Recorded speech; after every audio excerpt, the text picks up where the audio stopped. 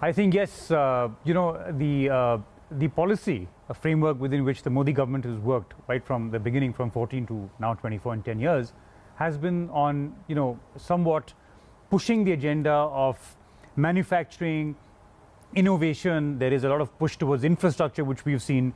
And his vision, I guess, is to say that if we create infrastructure, sustainable infrastructure, that will create multiplier jobs on, it will create impact on jobs, employment will increase, and obviously the economy will start to rev up.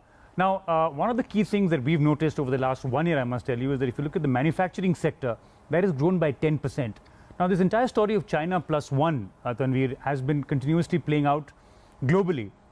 And India is poised to kind of capture that now. I think policy continuity is the name, is what we're all betting on as market people who track markets.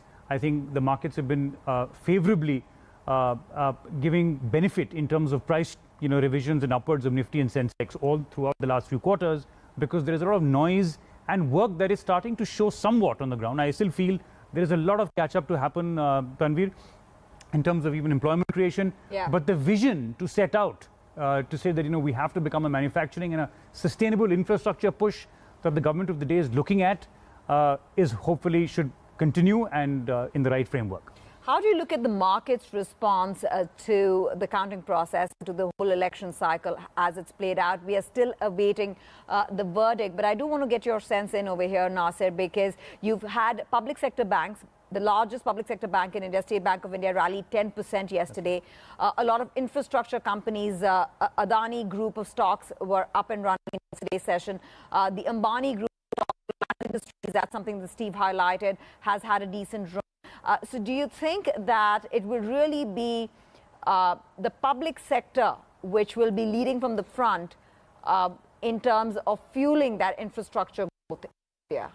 Clearly, Tanvir, if you look at just to price to earning bands, and if you compare this to the private sector companies, PSBs, public sector, basically banks and public sector undertakings otherwise, I haven't run up much. So from a price to earning perspective, there's a lot of catch up that needs to happen. Now, obviously, there is a lot of heavyweight lifting that the PSBs will do, whether it's the private sector banks, public sector banks or private sector banks, both will actually need to play in to ensure that the run up to infra push, manufacturing, all of this lies with them, right? And therefore, a lot of, in terms of price appreciation is expected to happen rather over the next few quarters.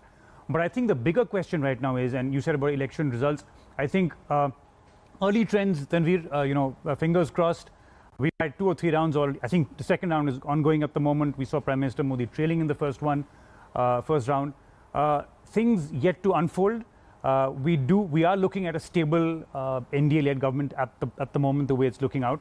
And I think what is going to continue to be looking at clearly is the way execution, policy framework, and a sustainable environment with responsible infra push and manufacturing will be the narrative for the next few years. So what are you telling investors in terms of where they can invest in India? Because I was speaking to Mark Mobius and he was like, he will go all out for power utilities in India. He will go all out for the railway sector in India as one of the priorities that Prime Minister Modi has, top of the agenda. One of his pet policies is about creating jobs within that sector. And you are looking at nationwide connectivity also being top of the agenda. So Tanvir, clearly, as far as sectors are concerned, we are overweight. I think everyone is kind of agreeing to that and alluding to the fact that infra is going to be massive. Right, and there again, I told you it's going to be a lot of participation from the private sector and public sector, large private sector companies and public sector companies. Number 2, I think consumption, FMCG. These 2 sectors are looking very, very strong for the next few quarters because there's a massive consumption boost that India is witnessing at the moment, with aspirations rising, incomes rising. We see consumption picking up. Also, I must tell you, this year we're looking at a favorable monsoon. All predictions from the IMD and SkyMet are looking at a favorable monsoon in India, and that will play up on the consumption theory. The other quick thing, I think, with respect to the government is, again, manufacturing. We've said that repeatedly. Defense is a sector which is looking very, very attractive. Of course, it's run up a lot in terms of price to earning. And the other key point that I would want to make on your show, Tanvir, is if you look at China, India is at a 3x multiple of in terms of valuations to China. And we feel that this policy decision and quick decision making and on the ground will ensure that a lot of valuations continue to catch up as far as India is concerned, because right now we're at a 3x of China. Sure. And when earnings pick up, that's when they'll try to moderate a bit. What about attracting foreign direct investment in the country? Most of the major US tech companies have presence in India. India is a big market for Netflix. India is a big market for Meta. India is a huge market for Microsoft, Google. Apple is saying that India is part of its core strategy as it sets shop, opens more outlets here. Tesla.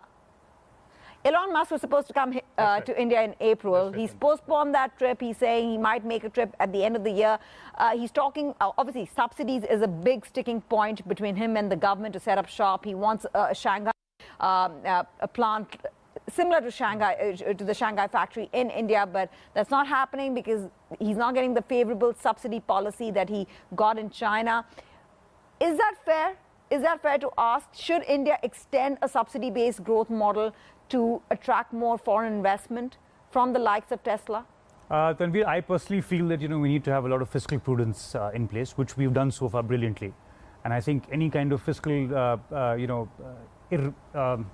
any kind of fiscal not prudent will become a bit of a challenge as far as India is concerned, because we are at a very thin margin in terms of fiscal consolidation government. But I think the bigger point is if you look at FPI, foreign portfolio investors, or FIIs vis-a-vis domestic institutional investors, today the stock markets is far more dependent on DII, which was not the case earlier. Tanvir, if you see it maybe a decade back, a few years ago, the participation between a DII and FII was very, very divergent. Today, I must tell you, the FPI participation is reduced, which is a good thing for India. There is a lot of retail participation in the stock markets. But to answer your original question, I think we would be happy to see if India can be included, just like we've made a lot of noise around it, and we saw JP Morgan Bond Index including India in its index, which is coming in June.